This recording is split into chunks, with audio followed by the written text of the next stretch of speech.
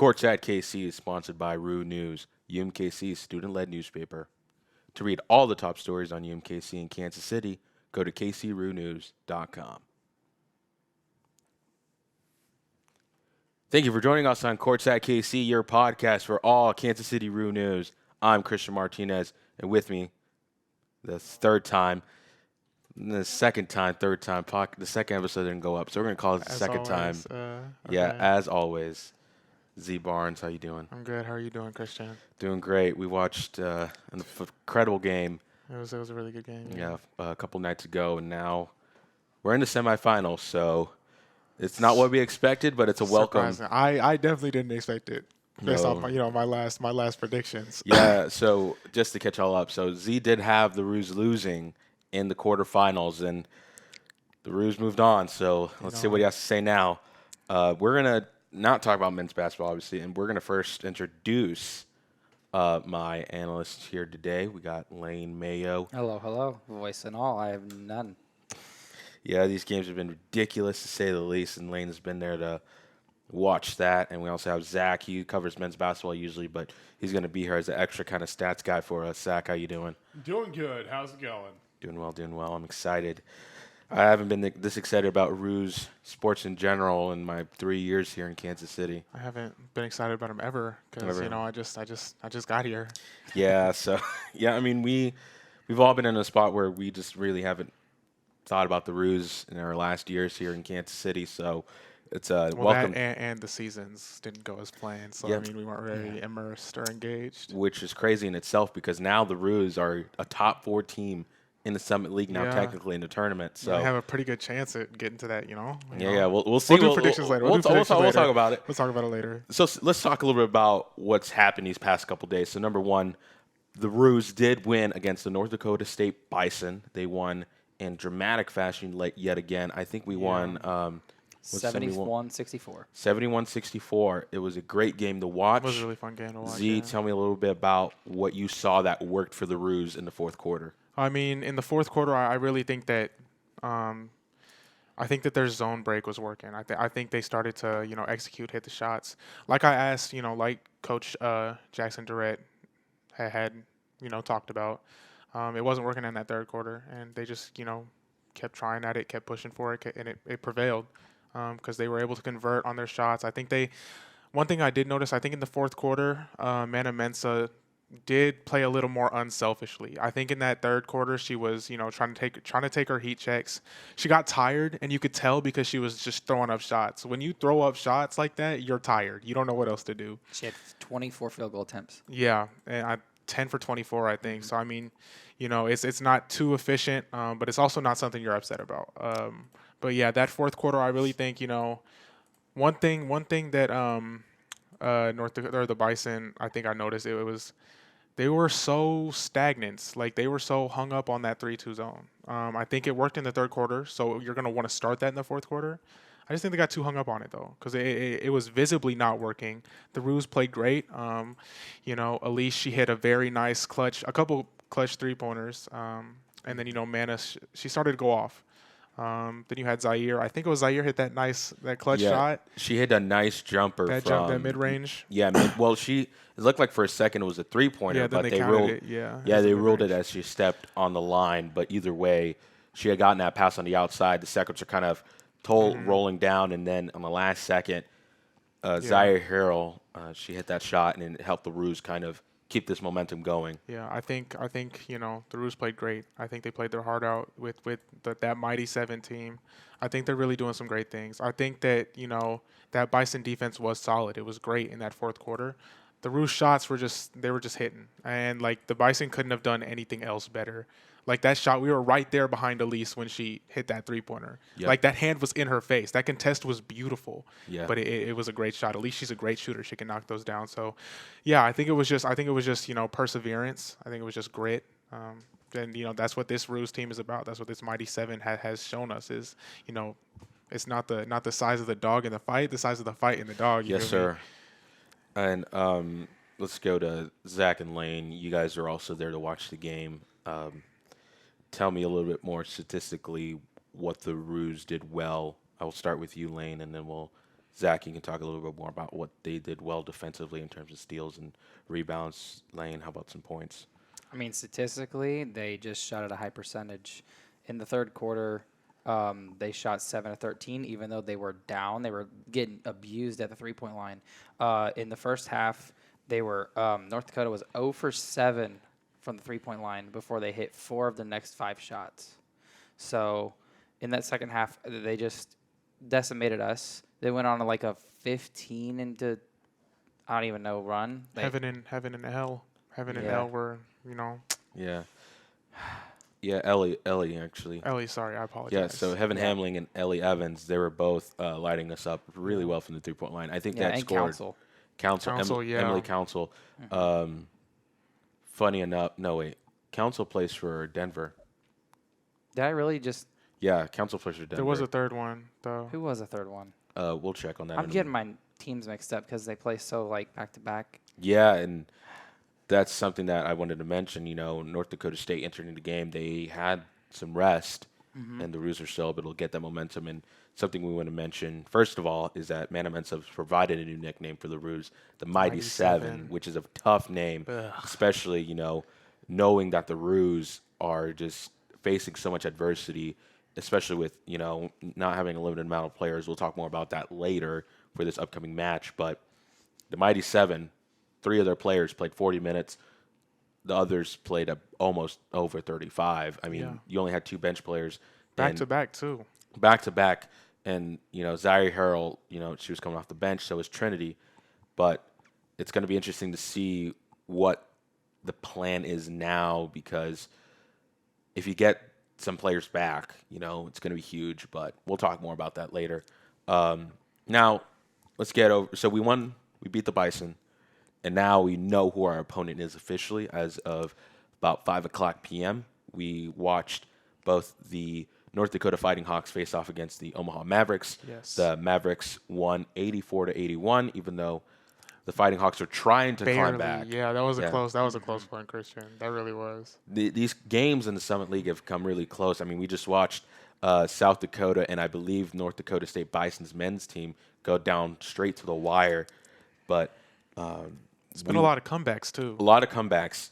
That has been interesting to see because both teams, it seems like, every team, it seems like, has allowed a lot of points in runs, especially in big-time runs.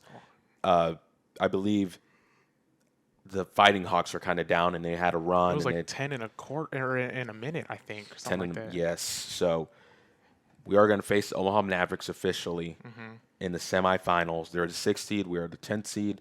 Both teams have proven that they can be here and that they can head to the finals. For the Mavericks, it will be the second time that they can potentially head to the finals in 4 years. They headed there in 2020, 2021. They did lose in overtime to the Yotes, South Dakota. Meanwhile, for the Roos, this is our first time possibly heading to the finals in almost 10 years, plus 10 plus years. So it's going to be interesting to see who comes out on top. But Very. But I'm going to start off by just talking about just Omaha's team in general. I kind of wrote a preview on this, and you can check it online at kcroonews.com. Where you get all your Kansas City and UMKC sports and news. Exactly. But this center that they have, Elena Pilakuta, she is the second team All-Summit center. She's tough. She's a graduate, and Z, you watched her play, and you watched her kind of perform well. She scored 14 points, 3 assists, 12 rebounds. How do you stop a player like Elena coming into this upcoming match? I mean, it's going to be really tough. She's a very good basketball player. And, just watching her, she's Jokic-esque. She has great post playmaking skills, and her IQ is incredible. I mean, she doesn't force any shots. She scans the perimeter before she makes her decision. The level of play that she's playing chess while everyone else is playing checkers. That is an understatement. Watching her play, it's like her predictions, her reads, they're awesome. They're amazing. And on top of that, very strong, great size, great rebounder, as we saw, multiple offensive rebounds. It was really hard to stop her, and if she's in that post, she gets you on an island in that post. it's a bucket. Let's be honest, it's a bucket. So I think coming into the game, stopping that, it's going to be a lot of Tamia. Tamia, yeah, I was going to ask because Ellen had 3 turnovers total in the game. So I think my first question is, what do you do to keep Pilakuta in check? Do you use Tamia? Do you put Micaiah Mullins? Or do you try to rotate, kind of keep that zone D going to keep a player like Elena in check, especially as she has this fantastic ability, as you said, to kind of facilitate the offense inside the paint and even create her own shots? I don't think you run a zone against Omaha. I think your rotations just have to be spot on. You put Tamia in that post. Tamia, she's probably the most suitable to be on an island with her, but again, you want to avoid that scenario. So I think you have Elise collapsing a little bit. I think you have Zaire collapsing. I think you have Mullins collapsing. One thing I do know though is Mensa and Sinai and whoever else, the 3, whoever else is there, the wing player, your rotations have to be spot on because you're going to have to start to double Elena, right? Elena? Yeah, Elena. Yeah, you're gonna have to start doubling her. You honestly start out the game, see if see if Tamia can handle her by herself. I mean, we've seen it time and time. Tamia's a great player. Tamia also has great size, also very strong. Great shot too. We didn't see Elena take any jumpers or anything. So, but I think they're similar players. They have a similar similar mindset in the post, except for, I mean, you see Tamia trying to make reads too. Like, let's be honest, you see Tamia doing the same thing, but I don't think it's to the extent of Elena. Right. So it's going to be interesting to see that matchup. But again, you can't run zone against Omaha. It's not going to work out for you. Yeah, I was going to say, Elena is 6'3", but about everyone else that's on this Omaha Mavericks roster, I mean, there's only 2 players that are 6'2", and that's Morgan Gardner, who's on the bench, and Brooklyn Smith, who we barely see. She's a freshman, probably redshirted, but we know Morgan Smith can do well on the bench. I think she had 5 steals heading into the game. That's impressive. But everyone else is like 5'6", 5'7", 5'8". Yeah, they only have 2 5'10" players, and both of them, one of them's redshirted, and the other's a graduate guard, Danae Watson, and we have not seen Danae Watson at all. Looking at these stats, she hasn't even played. But everyone else is about 5'6", 5'7". I think that's the best case scenario for the Roos, because if North Dakota wins that game, we would be undersized. But now that I think we have a roster that could match their size, because we've always been this season as the undersized, the thin roster. Now we have our mighty 7. We have players that can go up against this depth and this size, and it will actually benefit us. And it's funny. They only had 8 players throughout the entire game play, and we had 7. It's going to be interesting to see what happens there. They had 1, 2, 3 players play over 30 minutes. 3 of them played 25. 1 played 21. And then we had a bench player play 9 minutes. And that player that had 9 minutes ended up doing a really good job steal-wise. Or that wasn't her. Katie Kitekeys had four steals, but Morgan Gardner, she had 9 points coming off the bench as well, only playing, well, not 9 points, my apologies. I'm trying to get this right. 6 points with 9 minutes. That's impressive. That's really good. Then the next thing I want to ask you guys is, we look at Omaha's height. Yeah. That just shows that even though they're short, it looks like they play quick on the court. They're agile, yeah. I mean, you have to be if you're running small ball. The question is, do the Roos mirror a lot more often? Do they try to go, man-to-man coverage, or do they try to press a lot more? Or do you kind of risk playing man-to-man knowing that you'll have Tamia and Elena one-on-one, or do you try to get something, or do you try to confuse the Mavericks offense defensively? I think they were confused when the trap worked early in the first half for North Dakota. Did you see I agree, but I think that that's a full court trap. Like, you know what I mean? Like, that's a full court. That's a press. If you're in the half court, you're you're going to have to trap, but you're not going to run a zone or like a zone trap or anything. It's just going to be a simple like double team. You know what I mean? But yeah, like you said, like Lane said, that trap like was fantastic. It was ran to a T. It was great. They were confused. They were puzzled. So I think you want to try and do that. I don't think you start out with it though. No. Yeah. I think you want to save that. I put that in your back pocket. I think Coach Jackson Durrett is a great coach. We saw her there. Getting her notes, taking her film. Yeah, she was at the game, collecting her ducats. She was sitting in the scouting section. Mm-hmm. Yeah. So if you're Omaha, I'd be a little worried because you're undersized, and Elena can't play the whole game. You know what I mean? Like she can't. Elise can.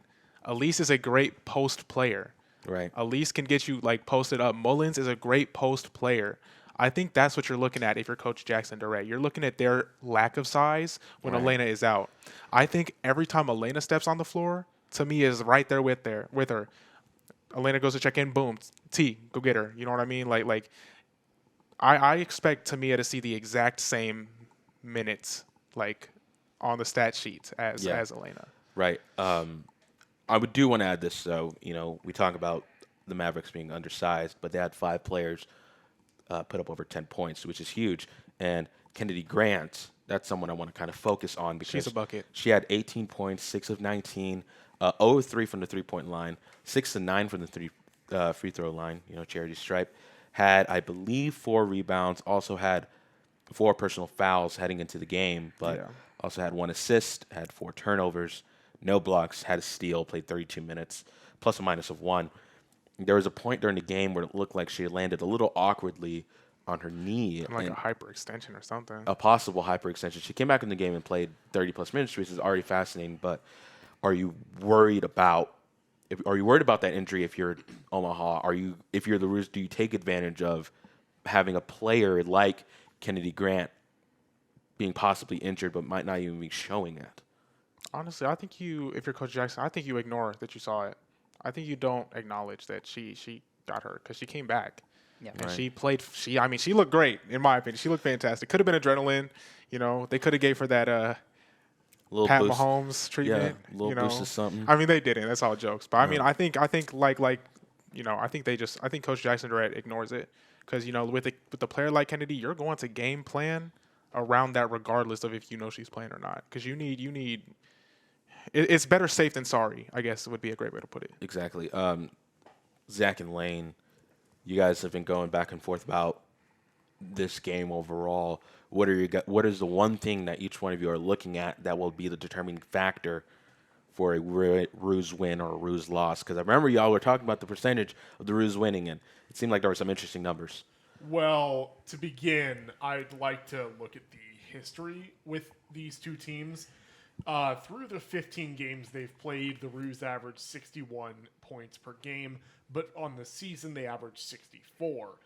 But looking to how the Mavericks play today, getting 84 points, 64 will not be enough. So the Roos have to press. They have to defend well, and they have to shoot well. There's no room for error in a game like this. Lane, what are you looking at? Man, there's too much, man. I don't know. Grace Cave is very underrated, I think. That if she has a good night, I think she's like one of their underrated talents that goes under the radar. She didn't perform as great in today's game, but statistically, she's like one of their top 3 scorers. And if she's on, she's gonna be a disrupt.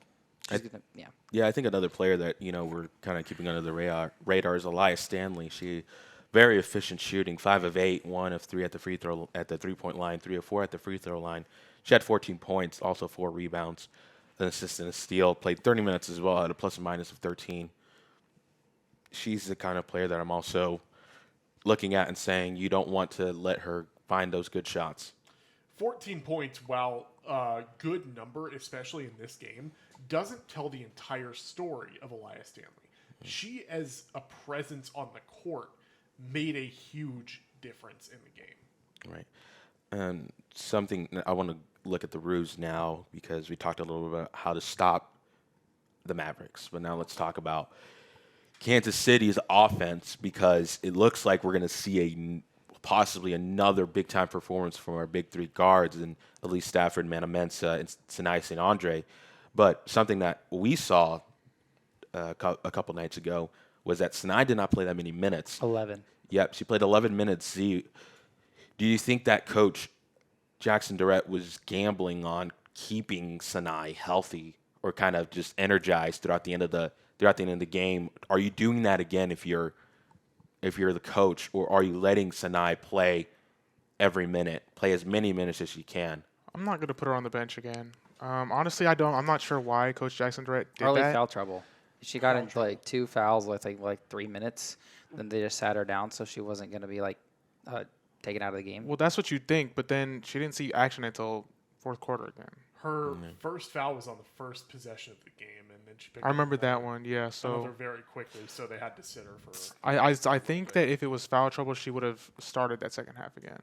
Right. Or at least started the fourth quarter. It could have been foul trouble. I don't know, but you can't sit her again. That's like undisputed. No, and I think honestly, it's now a benefit that she was in foul trouble because you have her with 11 minutes. They get the win. She's basically have rested almost another game compared to everybody else. Going off of that, well, the Bison they game plan you have to make your adjustments throughout the game. Right. They haven't seen Sinai. They're not ready for Sinai. They're not game planning around Sinai. Right. Sinai comes back in. Sinai has a whole different skill set than all these other women on this team. Sinai's quick first step is how do I say, Kyrie-esque. It's right. so great. Her speed is unmatched. But she have 8 points in that 11 minutes. Yeah. I mean, she's one of those factors that the stat sheet doesn't tell the whole story. Like, her impact is immaculate. Yeah, and she had that big time heave to win the game. Yes, for the we all know that. We all saw that, but I think Sinai's role in the Roos is very underrated, and it's going to be interesting to see if Kansas City is going to play her more minutes since she's healthy, or they're going to continue to kind of keep her on the bench as a spark plug. Mm-hmm. Another thing I wanted to know is there is a possibility that we will see Rain Green on the court tomorrow at 3.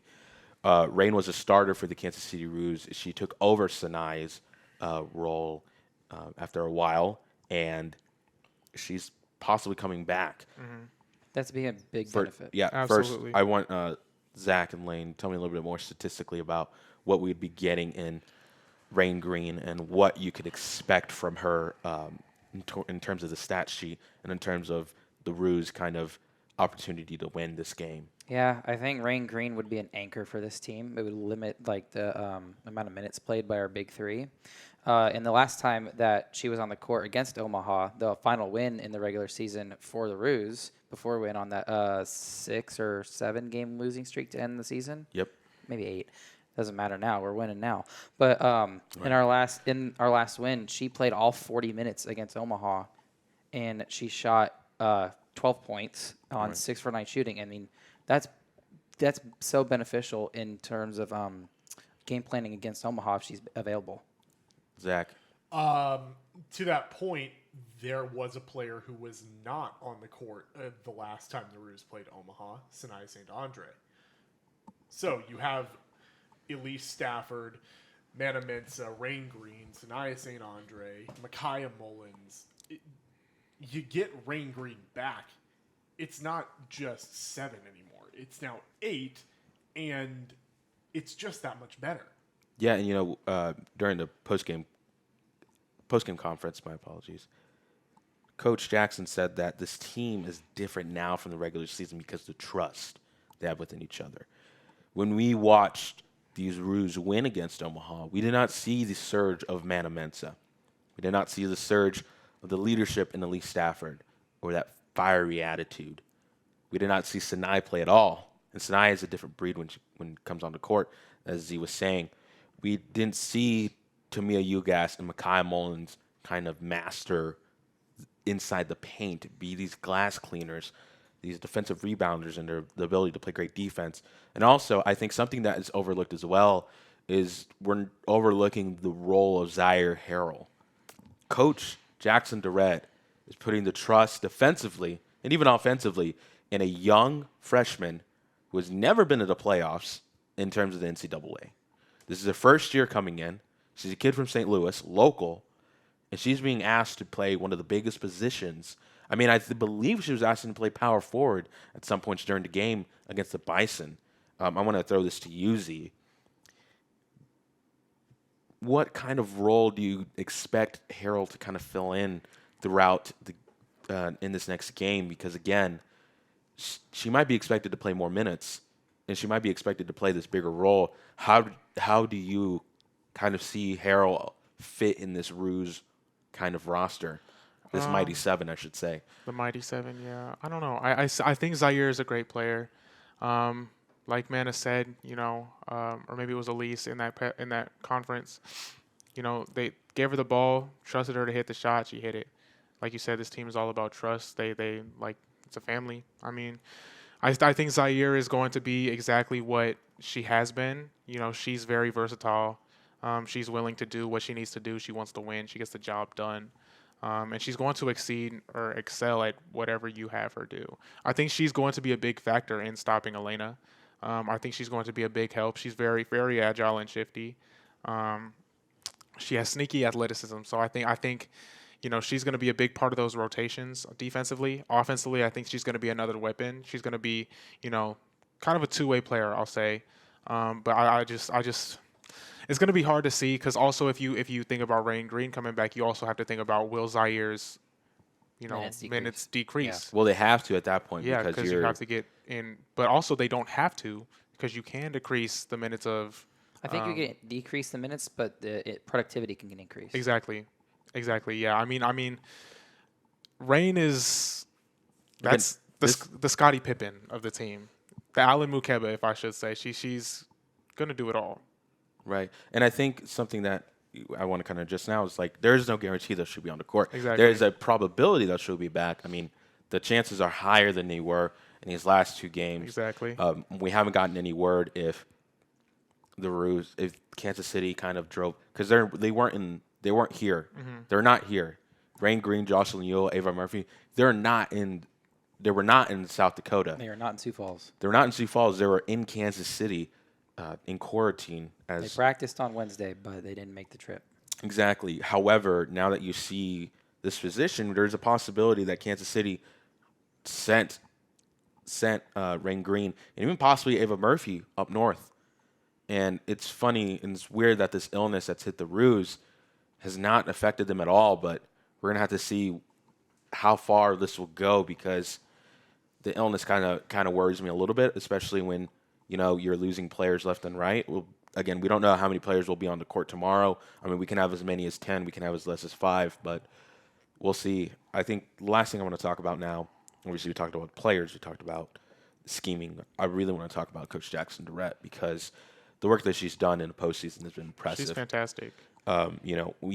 We've all sat in rooms and talked to her, especially, Jackson Ogden and I have interviewed Coach Jackson Durrett, and we've had this feeling of, will the Roos be bounced out as early as? I even said I don't even think they were going to make it through the. I thought they were going to get took. Yeah. I thought they were going to get cleaned out. I'm going to be honest, and again, I don't want to lie and say, I thought the Roos were going to win the championship. No. I thought that the Roos weren't going to make it off the bus because I thought we'd be home right now. I'll be honest with you. I thought we'd be chilling at the crib. No, we had to get another Airbnb. That's. I didn't pack enough clothes. Exactly, we had having to do laundry over here. Exactly, and I think that's. I feel I don't. It's not that I don't feel bad. It's not that I feel bad, but I also feel like, man, like this team is different.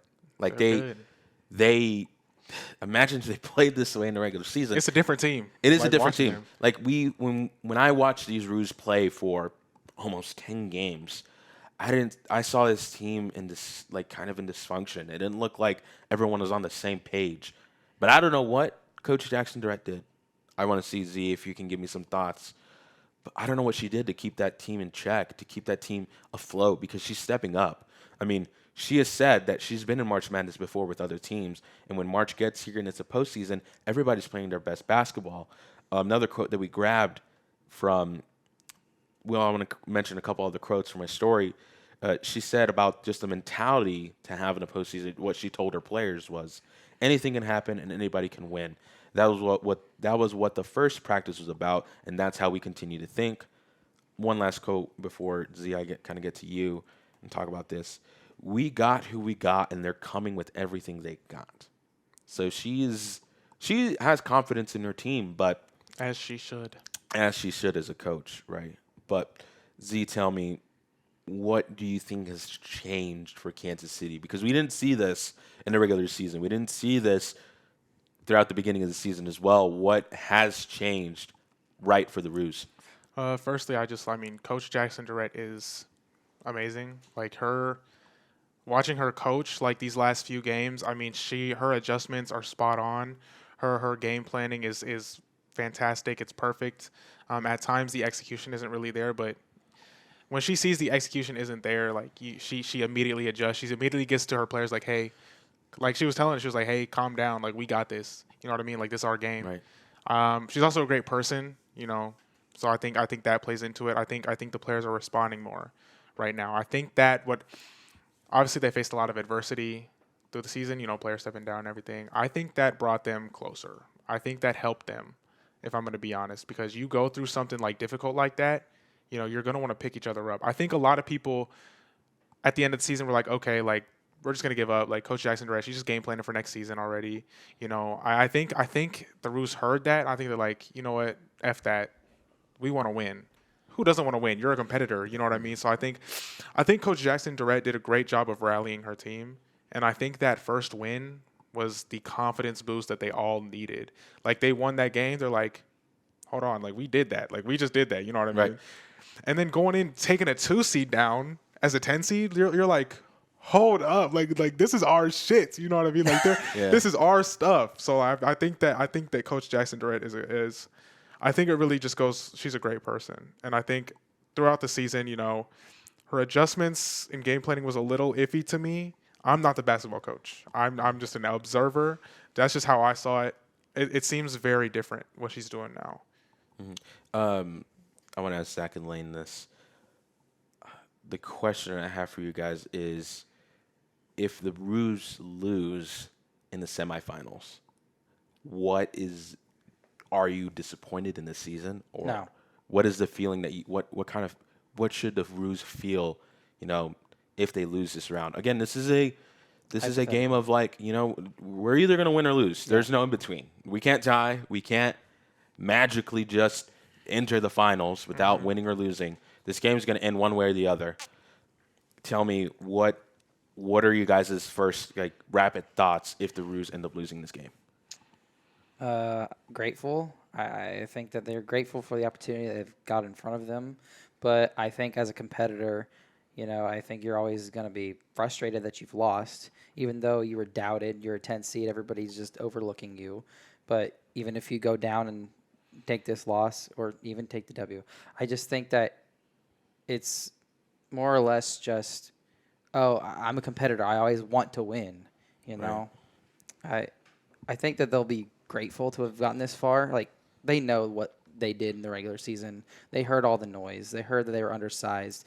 They heard that their roster was so thin. But then they rallied together and they got this far. I think, yeah, sure, we've heard it all. But let's just be grateful that we've got to this point, and we're going to play our basketball, and we're going to go out there and play as a team.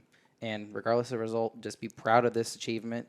But then you can build on this for next season, and you can go from there. Now, I'm going to ask you a different question. How would you feel if the Roos won and headed to the finals, Zach? Ecstatic. What do you think the feeling would be? Especially you think about the athletic director, Dr. Brandon Martin. You think about guys that are folks that are working inside the athletics organization. What do you think that feeling will come for them if the Roos win and move on to the finals? What feeling do they have? They are, firstly, from the view of the athletic director, your thoughts are, I always knew this was possible. I knew this hiring you, so good on you. Exactly. You're playing up to your potential now. Exactly. Now, looking at what you asked, Lane, is the season a disappointment? Mm-hmm. The regular season, forget about it. Right. You're in the conference tournament now. This season is a highlight. Yeah, and I wanted to give my thoughts too. I think, I've covered this team for 3 years. I've been doing this for a while, and this is a different team that I've seen in quite some time.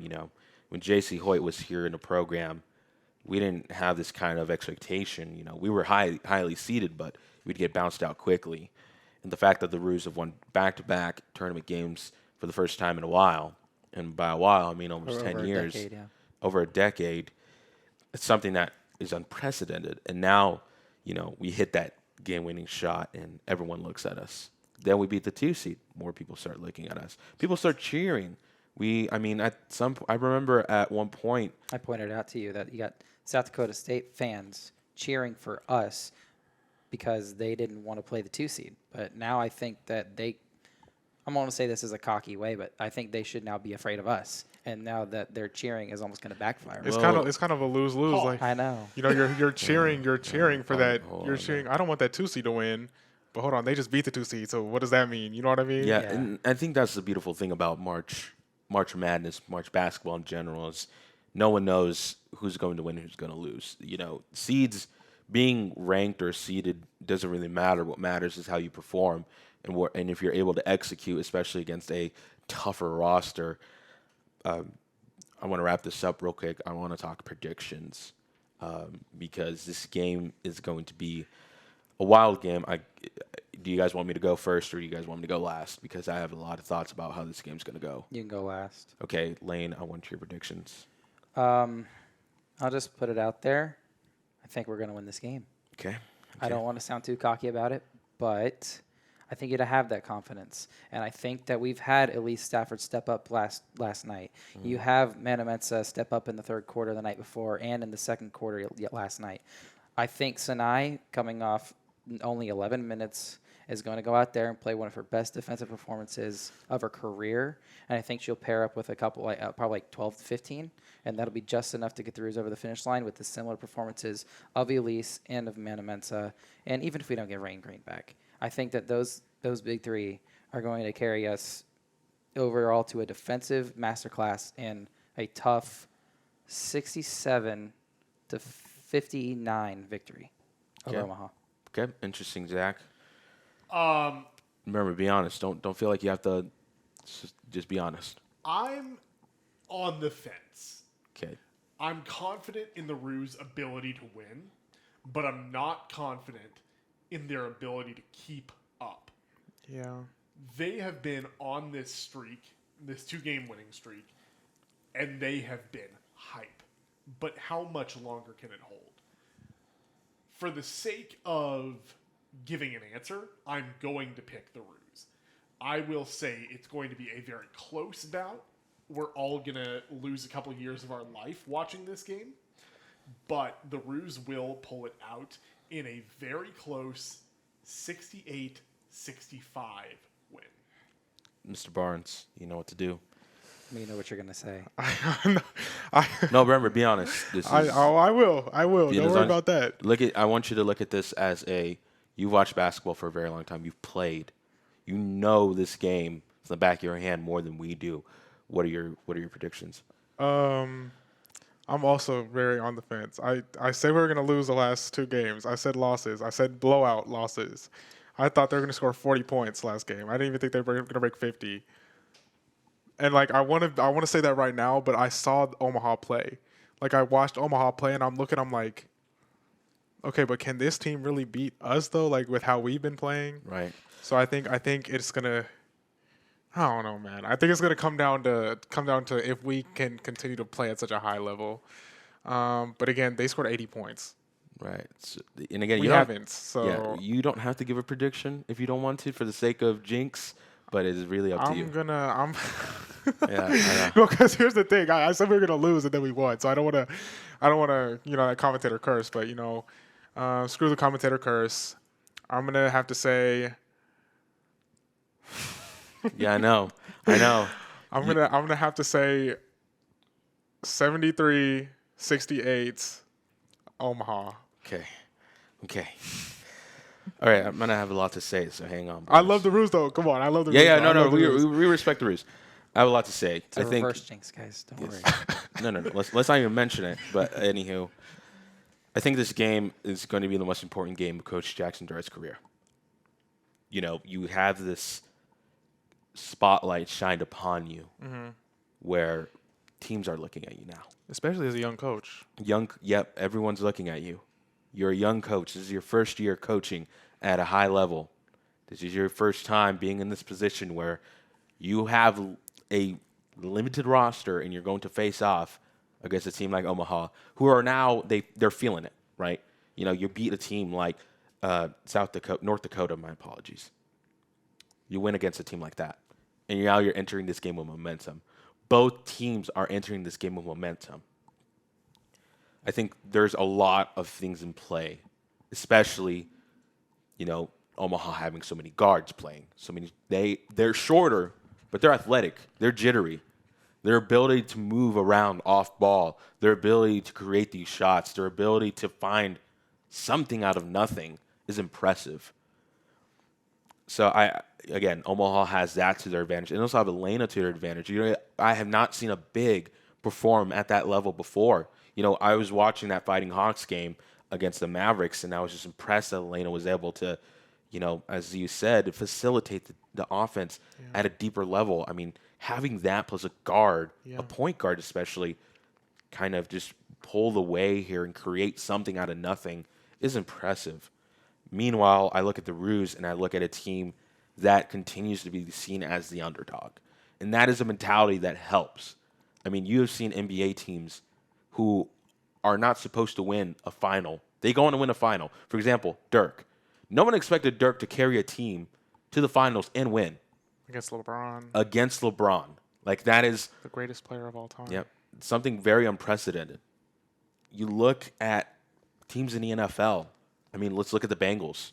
We know we hate the Bengals as Chiefs fans, but we have to understand, too, they came into this league with little to no expectations because no one thought they were going to win. Everyone thought Jamar Chase was going to be a scrub into the preseason. I mean, he said the ball was too big to catch. Like, exactly. You know what I mean?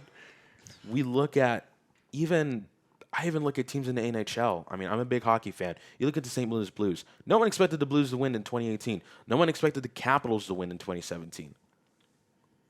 And in my eyes, I feel like having that underdog mentality, knowing that everyone is against you, that is different than heading to a game with a momentum where you win. Because Omaha has a great team. And they were higher seeded than us. They're four seeds higher than what we are right now. I think what this is going to come down to is coaching. I feel like, of course, you know, you're gonna expect players to play. You're gonna expect players to perform. But I believe this is going to come down to what Coach Jackson Durrett does on the court. Will she leave it all? I said it to you guys in the first game. Coach Jackson Durrett has something in her pocket that she is going to come out with on the court and will shock everyone. She has shocked people twice now, back to back. I believe that's going to continue. I believe the Roos are going to win in a close game. I think they're going to be able to contain Elena, and I think the Roos are going to win 72-68. Again, I believe this is just based off of the way I think Coach Jackson Durrett's doing. I feel like she is on a different level right now. I feel like she's on a different level with her players. Something interesting I do want to kind of mention, too, is even though you're getting Rain Green back, will she kill the momentum? Will she kill the chemistry between the Mighty Seven? I was thinking that. Because, obviously, when you have chemistry between 7 players who have been on the court for 2 games back-to-back, that's different. And then when you get a player like Rain Green I think she's going to be the X factor if she's in the game. Because if she's on the court, she has to be on the same wavelength as every other Roo on that court. Yeah, it's a dynamic thing. It's a dynamic. I am slightly worried about that because it's something you don't want to think about, but exactly. You have to. Mm-hmm. So we don't know if she's here or not. I can't confirm nor deny that she's in Kansas. If she's in Sioux Falls or she's in Kansas City. You'll know if she is heading into the stream. Mm-hmm. We'll talk about it and we'll tell you guys and announce it. I do have the Roos winning. However, This is going to take a maximum effort type of performance from every player on that Roos squad, from the Mighty Seven and possibly plus one or two. I want to see Mensa take those shots. I want to see Mensa take those jumpers from the mid-range. I want to see her take threes. I want to see Elise get hot at the right time. I want to see Sanai get those steals. I want to see Sanai go inside the paint and put up those points when it matters. I want to see Tamia get those rebounds, get those points, show off her smooth jumper for a big that's impressive. I also want to see Micaiah Mullins get a little more open. I want to see her get more rebounds. And I want to see her play great defense. And finally, I want those bench players and Zaire Harrell and Trinity Moreland to understand this is where you play your best. This is where you show why you were picked as a prospect, as a recruit. Mm-hmm. You have to show them why you're here. You have to show that you belong in the Summit League. All right, so we've hit the 45-minute point. We appreciate you guys listening to us. Thank you for listening to Courtside KC. Thank you most importantly to sitting courtside with us and listening to us talk about the Roos as they're going to head into probably the most important game of the Roos' career here. So before we go, obviously we have some shout-outs. Lane, I'll start, and then we'll end with myself. Yeah, big shout-out, Evan. Big shout-out to Big Mike. I got a friend up in Seattle, Jacob. I know you're listening. And shout out to my twin brother, Logan. He's doubted us since the very first game. He said that he left him speechless after that North Dakota win, or North Dakota State. No, I was right. Yeah, North Dakota State Bison. Yeah, left him speechless. So let's just do it again. Why not? Just shout out to all the people out there listening. Just thank you for sitting with us, listening to us talk. We like to think we know what we're talking about. Right. So, thank you. We do know what we're talking about. Absolutely. Z. I have no shout-outs. Perfect. I think the biggest shout-out I'm going to give this time around is the Kansas City Athletics Department because they've been a big difference here for us and for Roo News.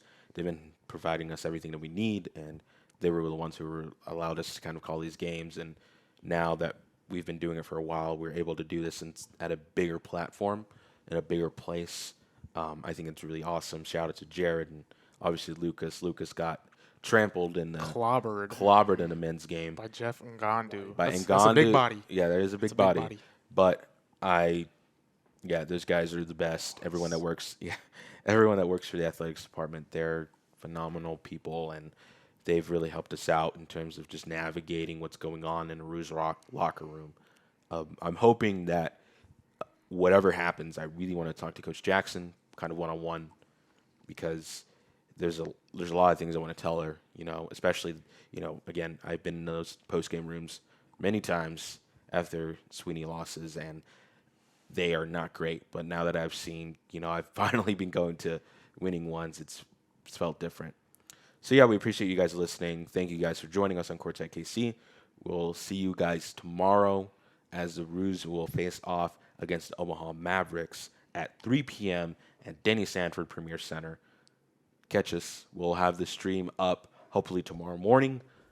We will see you guys next time, and Roo up. Roo up.